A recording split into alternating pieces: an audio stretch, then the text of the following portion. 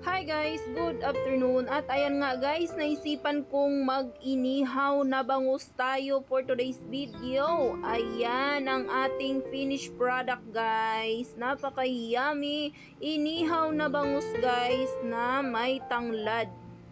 Niluto ko yan guys sa aking pan. O diba?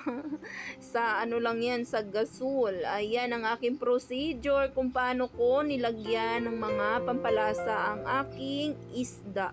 Ayan guys, naglagay lamang ako dyan ng luya, kamatis, sibuyas na puti at yung ating pampabango na tanglad. At naglagay na rin po ako dyan ng pamintang powder. Tapos binuhusan ko lang yan guys ng kaunting ginisa mix para nang sa ganun ay mas malasa. At nakalimutan ko nga guys lagyan ng asin ng kaunti. So ayan, tinanggal ko pa yan ulit at nilagyan ko ng asin.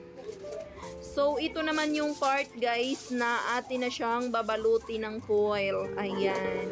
Dahil ayaw nga nating masunog yung part ng ating bangus, ay kailangan natin siyang baluti ng foil. At ayan nga guys, yung nilagay ko yung asin kasi muntik ko na siyang makalimutang lagyan ng asin.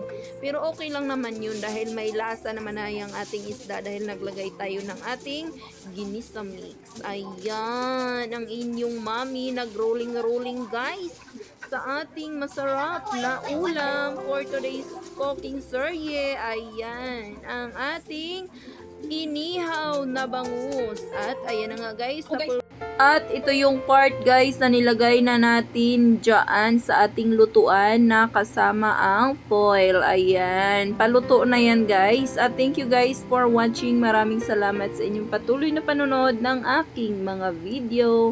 Bye guys!